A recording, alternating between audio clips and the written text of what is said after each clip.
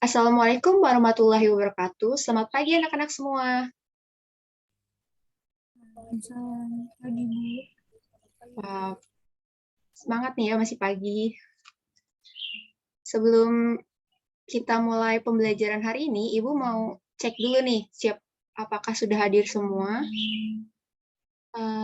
Jumlah siswanya ada 36 ya di Zoom ini, berarti hadir semua ya. Iya, betul, Bu. Bagus. Terus kita sebelum mulai pembelajaran, ada baiknya kita berdoa dulu nih. Berdoa menurut kepercayaan dan agama masing-masing, berdoa dimulai.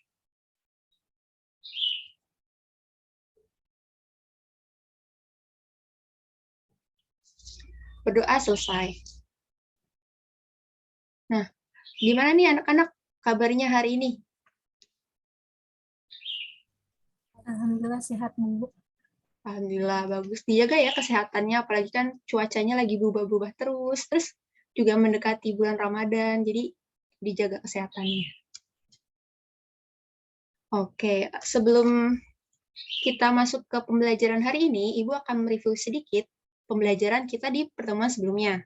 Nah, di pertemuan sebelumnya ini kita sudah mempelajari sedikit mengenai sifat koligatif larutan yang ada mengenai penurunan tekanan uap, terus kenaikan titik didih, penurunan titik beku, dan juga tekanan osmotik nih. Adakah yang masih ingat bagaimana pengaruh zat terlarut dalam sifat koligatif larutan? Saya belum jawab. Iya, silakan Zarna. Sifat negatif larutan adalah suatu sifat larutan yang hanya dipengaruhi oleh jumlah partikel zat terlarut. Jadi, semakin banyak zat terlarut, maka sifat negatifnya akan semakin besar. Oke, benar nih. Jadi semakin banyak zat terlarutnya, maka sifat koligatifnya ini akan semakin besar. Nah, sifat koligatif seperti apa nih yang akan semakin besar? Sifat koligatifnya itu ketika ditambahkan zat terlarut, maka akan terjadi penurunan tekanan uap, kenaikan titik didih, dan penurunan titik beku, serta juga terjadi tekanan. Good, benar jawabannya di Zarna. Jadi, seperti yang telah disampaikan Zarna tadi, bahwa kalau sifat koligatif ini dipengaruhi oleh jumlah partikel zat terlarut dalam sebuah larutan. Kemudian, zat terlarut ini berpengaruh sangat besar dalam sifat koligatif untuk menentukan konsentrasi larutan tersebut, di mana sifat koligatifnya itu terdiri dari penurunan tekanan uap, kenaikan titik didih, penurunan titik beku, dan juga tekanan osmotik. Nah, kalau begitu, Ibu mau bertanya nih, antara tekanan uap air murni dengan tekanan uap larutan, mana yang lebih tinggi? Tekanan uap air murni lebih tinggi daripada tekanan uap larutan, Bu. Iya, benar sekali, Irmaya. Nah, tapi mengapa bisa demikian? Nah, karena larutan itu sendiri terdiri dari zat terlarut dan pelarut, di mana penambahan zat terlarut ini menyebabkan penurunan tekanan uap. Akibat zat terlarut yang tidak mudah menguap dalam suatu pelarut, sedangkan air murni hanya terdiri dari pelarutnya saja, sehingga ketika diuapkan air murni dapat langsung menguap. Begitu, Bu. Bagus sekali jawabannya Irmaya. Good. Nah, bagaimana dengan yang lain? Apakah semuanya sependapat dengan Irmaya atau punya jawaban lainnya? Saya ingin menambahkan jawaban dari Irmaya. Iya, silahkan Zarna.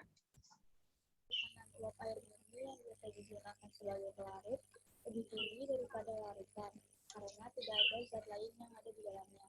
Sehingga ketika dipanaskan tidak ada zat lain yang ikut dipanaskan juga, sehingga air murni sebagai pelarut memiliki kecenderungan menguap seluruhnya ketika dipanaskan, yang menyebabkan tekanan uap air murni menjadi lebih tinggi. Good. Terima kasih Zarna jawabannya dan juga Irmaya. Jawabannya ini saling melengkapi ya. Jadi, ketika air murni dipanaskan, air ini tidak memiliki kecenderungan untuk menguap membentuk uap air seluruhnya. Jadi uap yang terbentuk itu semua dari uap air.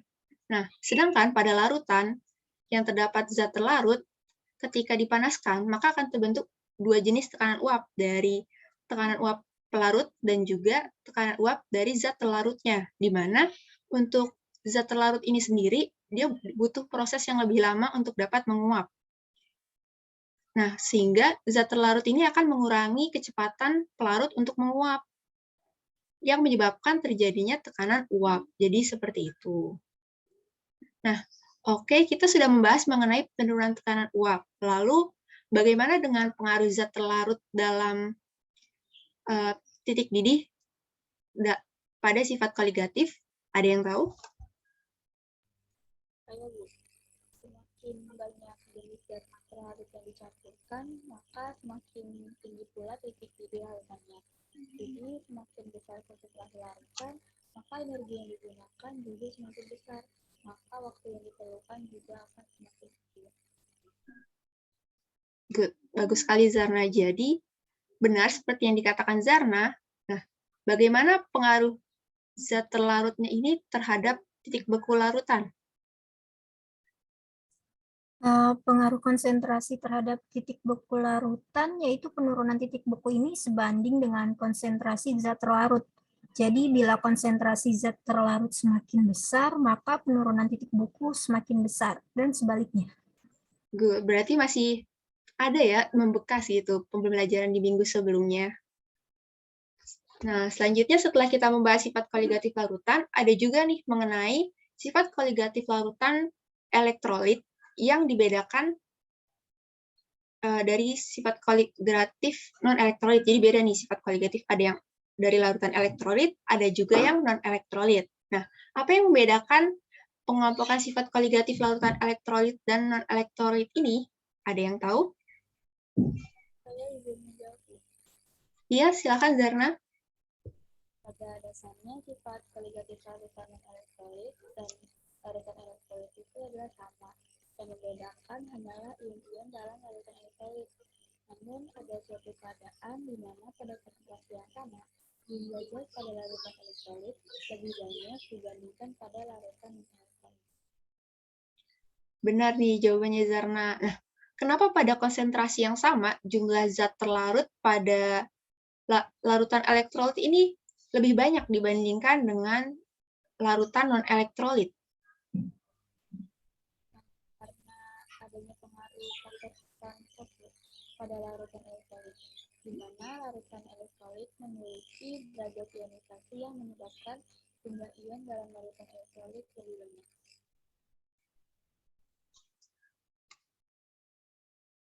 Saya ingin menambahkan sedikit jawaban dari Zarna tadi, Bu. Jadi sesuai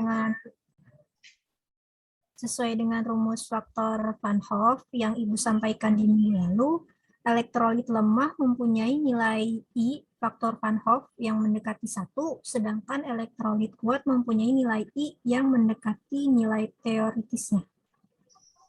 Iya, bagus sekali nih jawabannya Zarna dan Ilmaya. Benar, seperti yang sudah disampaikan teman-teman kalian tadi, jadi pada larutan elektrolit ini untuk menghitung sifat koligatifnya, terdapat pengaruh dari faktor Van Hoff. Nah, selanjutnya Ibu akan menampilkan share screen mengenai data hasil percobaan dari sifat koligatif larutan. Oke, sebentar ya.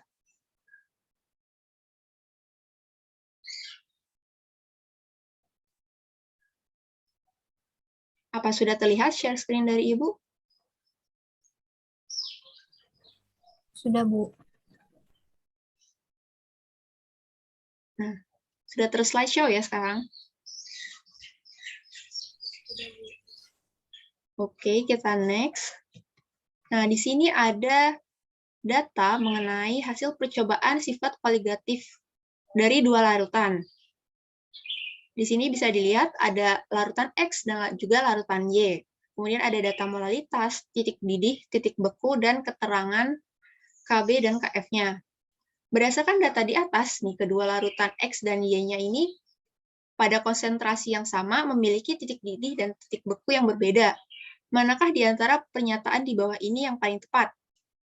Bisa dilihat ada option A sampai E. Boleh dipahami dulu nih soalnya.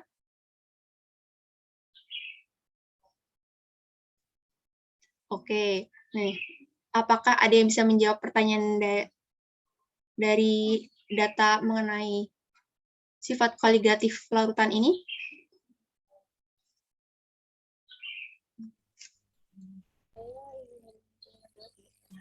Menurut saya jawaban yang benar itu yang C. Oke, kenapa nih Zarna memilih jawaban yang C?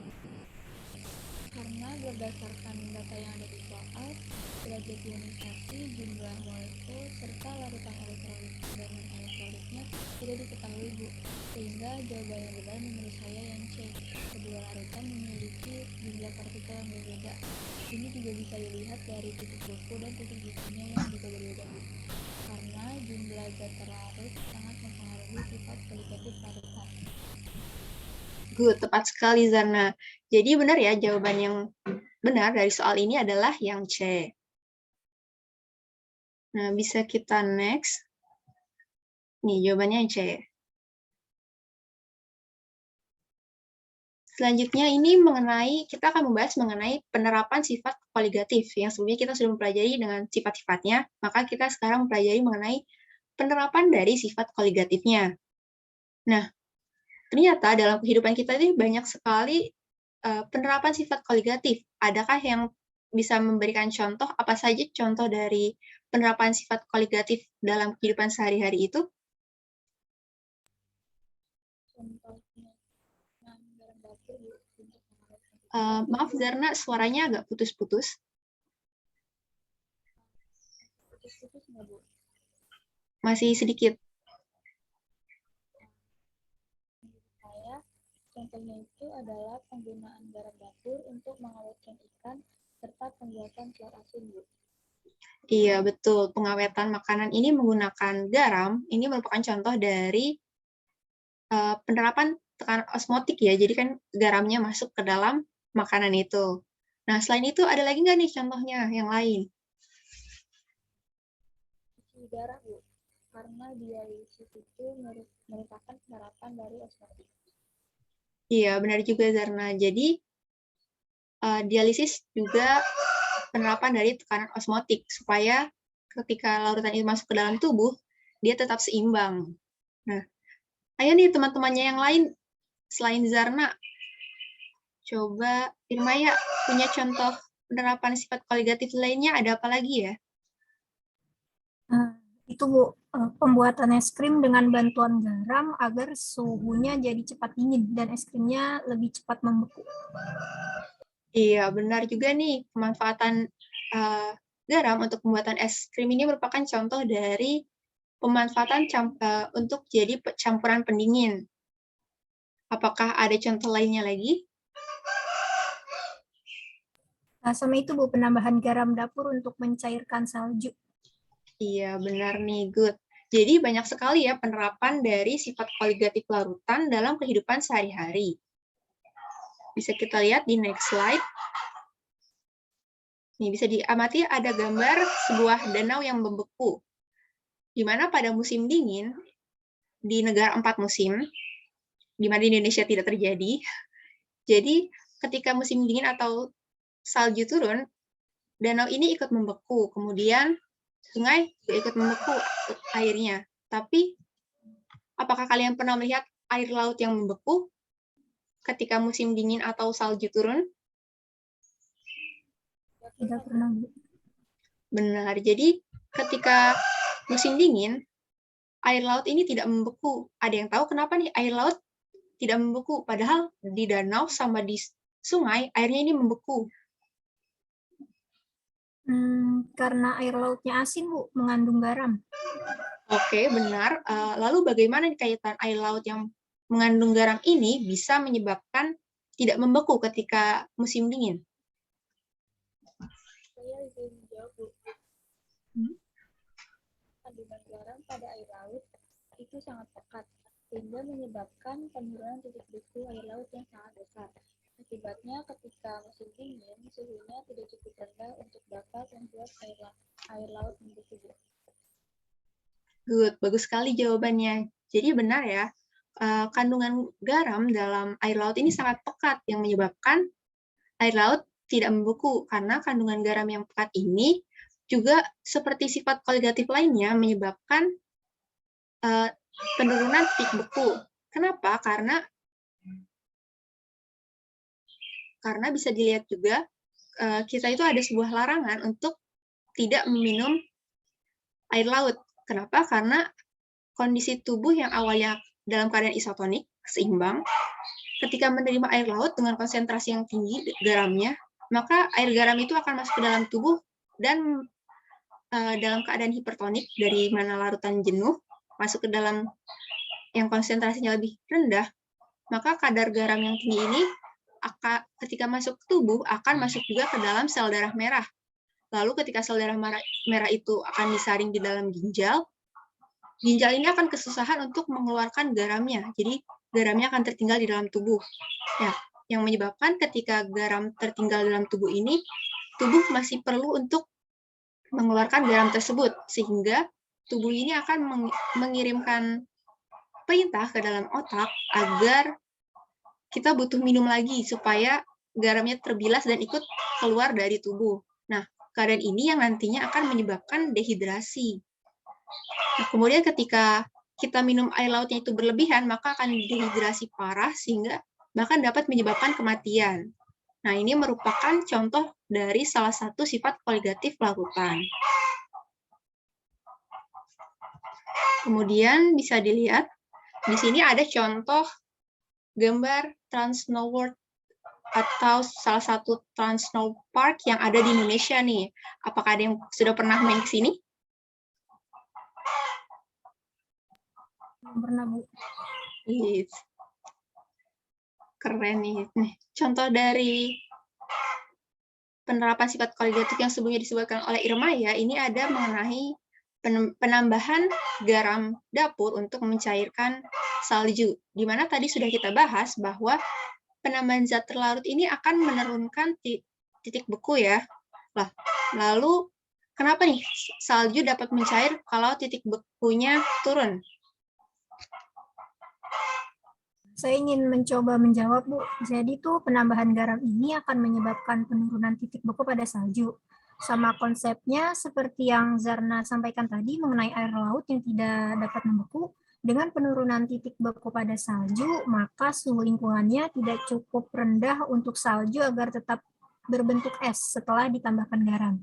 Dan akhirnya menyebabkan salju mencair, Bu. Seperti itu, Bu. Wah, menarik ya jawabannya.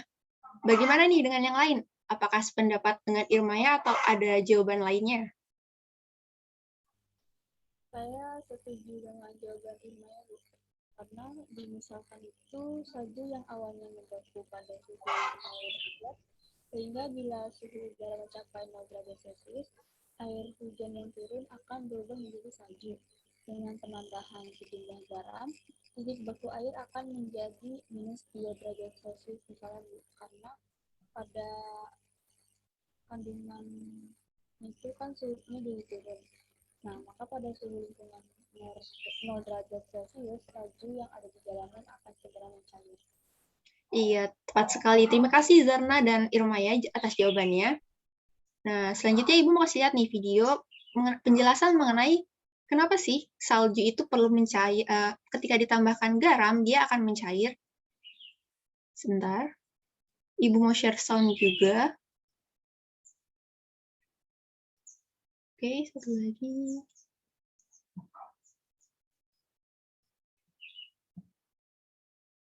Oke, kita mulai ya videonya.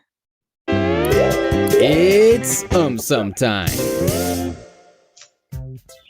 Why is salt added to icy roads? To make ice tasty. Nah. Salt helps melt the ice and thus clear the roads. What? But how, dude?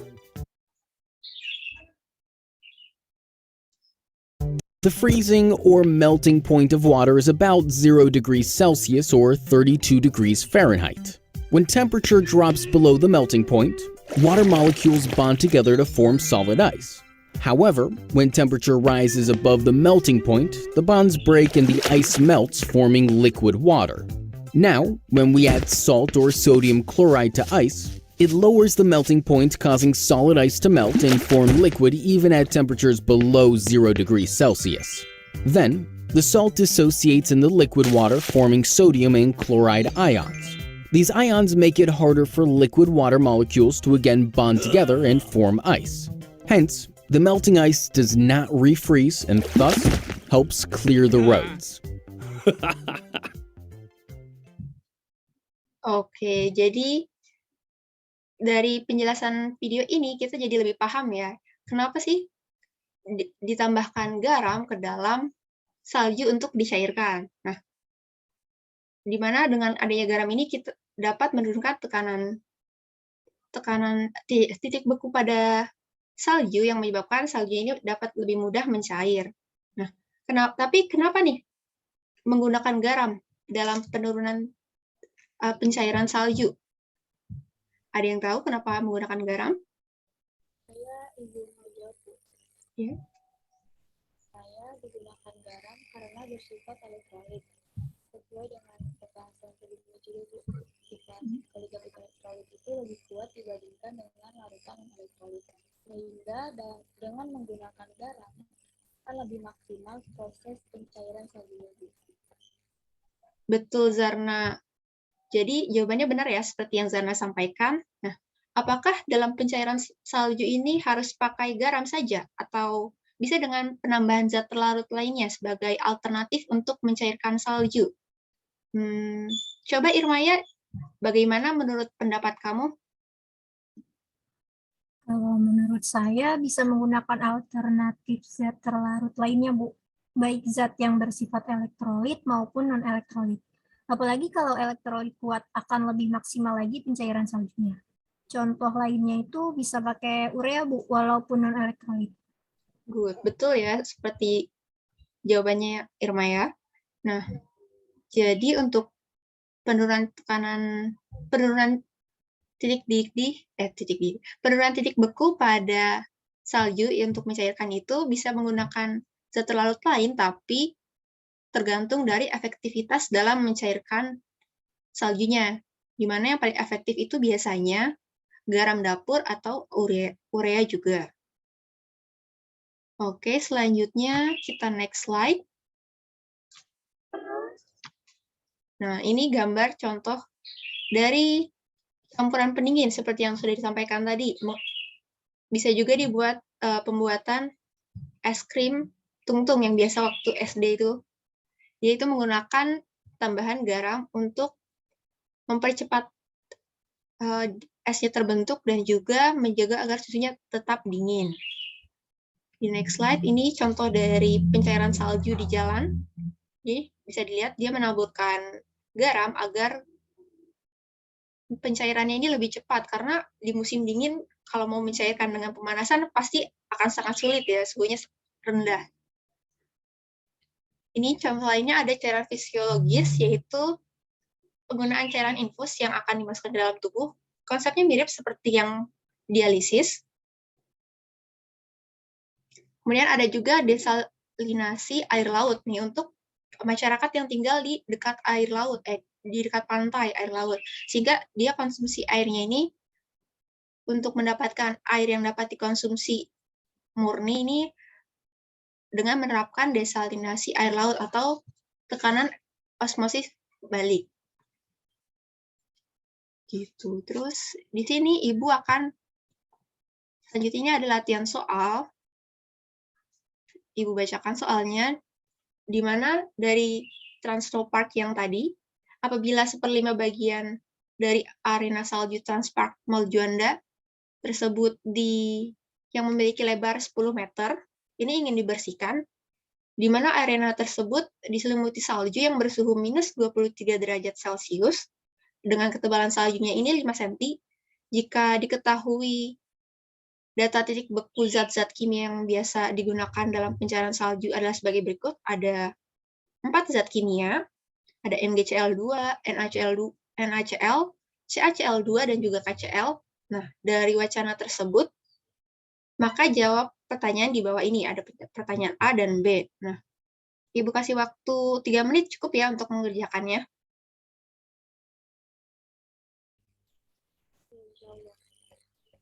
Baik, silakan dikerjakan dulu, nanti Ibu tanya.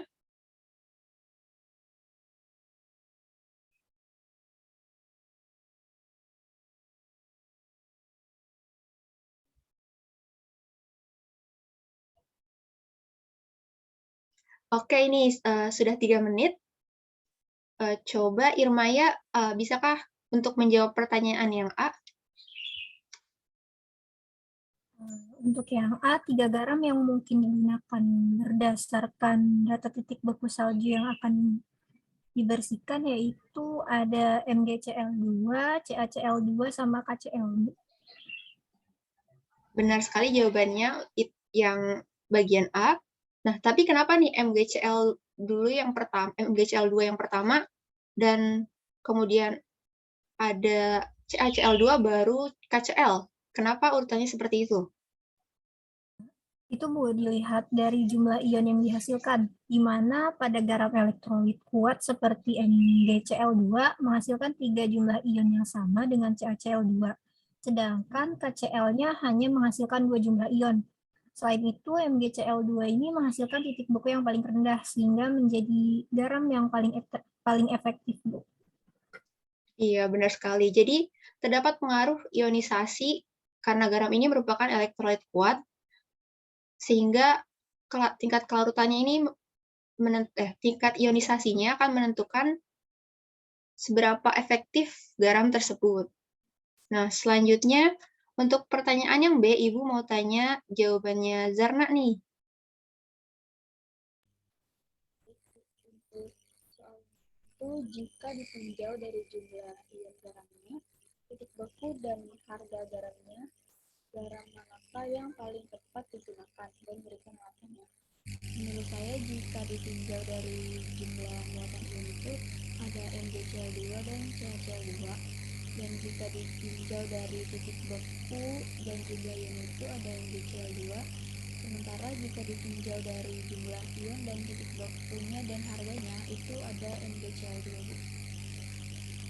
Iya, benar nih. Benar sekali jawaban Zarna. Jadi untuk yang ditinjau dari jumlah ionnya, berarti kita lihat seberapa banyak jumlah ion yang terbentuk dari garam tersebut, maka kita bisa tahu kalau yang paling efektif itu dari MgCl2 dan juga CaCl2 karena dia ketika terionisasi dia akan membentuk 3 jumlah ion. Nah, untuk garam yang ditinjau dari titik beku dan juga harganya, maka kita akan lihat titik beku yang paling rendah yang dihasilkan dari penambahan garam tersebut. Berarti dari minus 28 sama minus 25. Berarti itu garam MgCl2 dan juga berarti yang paling efektif yang minus 28 ya, yang MgCl2. Kemudian untuk yang garam yang dilihat dari jumlah ion, titik beku, dan juga harganya, maka kita akan lihat dari jumlah ion yang paling banyak terionisasi, titik beku yang paling rendah, dan juga harganya yang paling murah ya. Bisa dilihat bahwa yang paling efektif itu yang MgCl2. Wah, keren-keren nih jawabannya. Berarti sudah pintar-pintar ya. Nah, selanjutnya Ibu akan berikan latihan soal mengenai sifat koligatif larutan agar lebih terampil dalam penentuan sifat koligatif larutan melalui Google Classroom ya. Jadi sisa waktunya untuk pembelajaran hari ini akan digunakan untuk mengerjakan soal latihan sifat koligatif larutan. Dan minggu depan akan kita bahas bagaimana jawaban dan kenapa jawabannya seperti itu dari latihan soal. Untuk Zoom-nya hari ini sekian dulu. Bisa dilanjutkan dengan pengajaran latihan soal di Google Classroom agar tidak lelah juga nih duduk di depan layar terus. Jadi Zoom-nya Ibu tutup sampai sekian dulu. Bisa dilanjutkan untuk pengerjaan soalnya. Kalau begitu, wassalamualaikum warahmatullahi wabarakatuh. Waalaikumsalam warahmatullahi wabarakatuh. Terima kasih, Bu. Iya. Ibu N ya Zoom-nya. Semangat anak-anak untuk mengerjakan latihannya.